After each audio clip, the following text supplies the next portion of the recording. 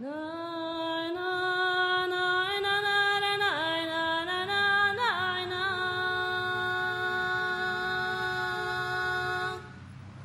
all, somewhere between $200 and $400 million was stolen from the banks.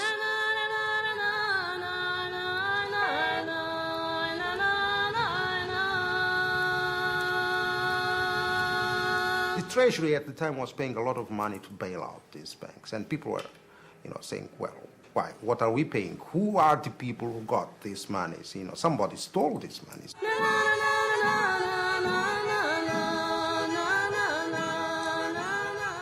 Penso é que ainda há fragilidades do sistema. Estou a falar do sistema de justiça, da aplicação.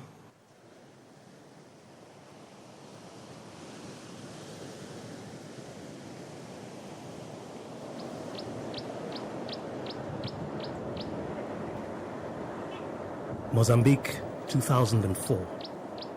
Organized crime and corruption has become an embarrassment to the government of Frelimo. Huge amounts of money have been stolen from the banks. The questions people are asking is, who stole this money and how did they get away with it?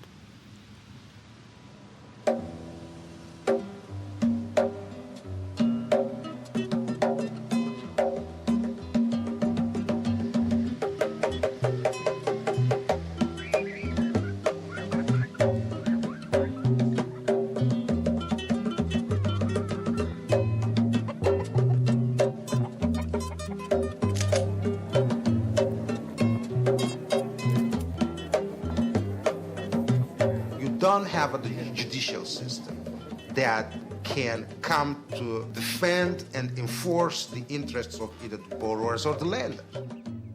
And so that's why you see here there are no prosecutions, and that the elites feel free to manipulate state institutions to ensure their ability to steal substantial amounts of money.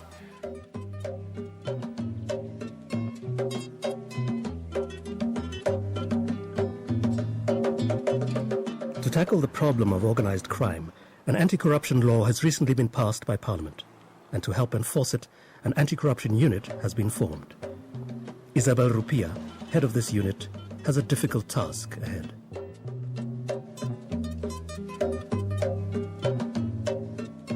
E lembro-me no ano passado, quando esta unidade anticorrupção foi criada, alguém me dizia que, sabe, doutora, esta guerra é como a guerra de libertação nacional.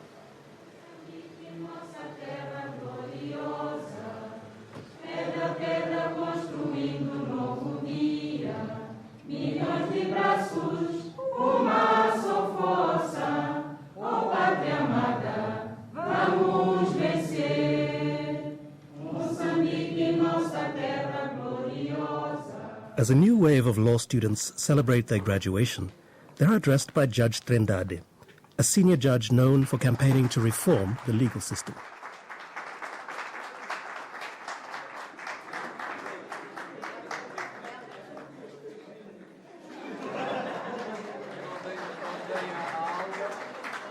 In Mozambique, some magistrates, judges and prosecutors have been threatened, and the environment among the judges and prosecutors is not very safe in that way. Tivemos o caso de juiz que foi assassinado e não foi descoberto o assassino. Tivemos o caso de uma juíza também que foi assassinada. Vai incentivar o próprio criminoso, porque ele já não teve exemplos de punição anterior. This falls into the overall pattern of clinic economic development in the country. You have a number of very important families in Frelimo, 5 or 6 in my count. They have preference in business deals that involved state money, state funds or concessionary loans from outside. They have a lot of influence in the use of donor money. And this is probably the pattern of feudal development throughout history. And this is where we are at. The murder of renowned investigative journalist Carlos Cardoso in November 2000 quickly drew international attention to the state of lawlessness in the country. At the time of his death, Cardoso was investigating large-scale bank fraud and had received warnings not to continue.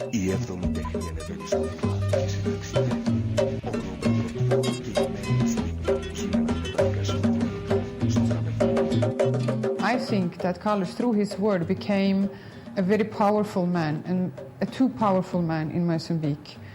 He was not afraid of denouncing things that he saw were wrong in Mozambique, in the society. Because he was a journalist who investigated things and wouldn't shut up. He was pursuing things wherever they led. And people who were inconvenienced by his investigations knew that the only way to shut him up was to murder him. There were two state-owned banks, Banco Comercial and the Banco Popular de Desenvolvimento, which was later renamed Banco Austral. And in the mid-1990s, the World Bank and the IMF insisted that those two banks be privatized. Even before privatization, the banking sector was already experiencing serious problems with fraud. Corrupt businessmen had deposited millions of dollars worth of fraudulent checks into Banco Austral, money that did not exist, that was later withdrawn as cash. No one honest wanted those two Mozambican banks, and the only people who would take them in both cases were a consortium of a corrupt foreign partner and corrupt members of the Mozambican elite who came together to make a bid.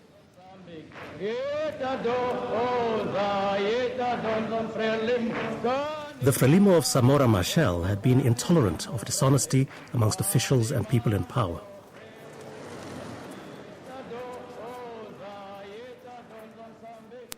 This was a socialist country with a lot of discipline within the leadership ranks for certain wrongdoings. If it would be some petty theft, you will be punished.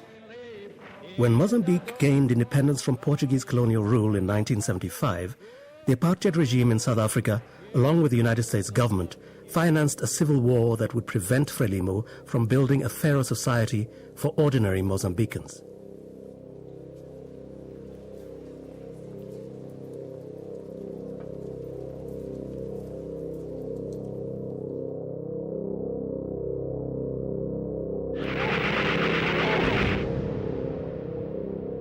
In 1986, Samora Machel died in a mysterious plane crash.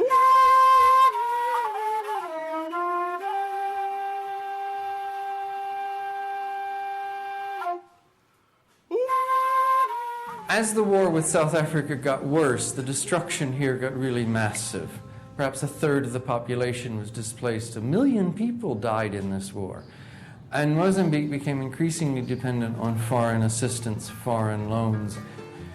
Literally billions of dollars flowed in to keep Mozambique alive.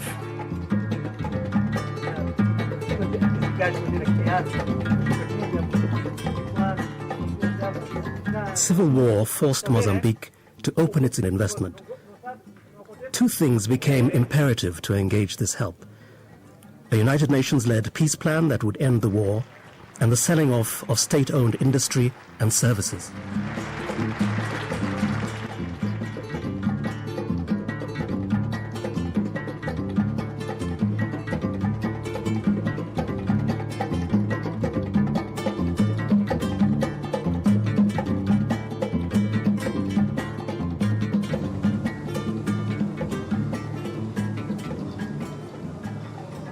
By the early 1990s, Cardoso had become an open critic of government economic policy. It was not necessarily the politics of Frelimo, the official politics of Frelimo, which he continued to agree with. It was more that there were things that were developing that were not good for the society. It endangers democracy itself. I mean, if a parliament is not allowed to make decisions, if a country is not allowed to make the fundamental decisions of governing their society, obviously, I mean, our democracy doesn't mean anything. If we take a decision, the IMF doesn't like it.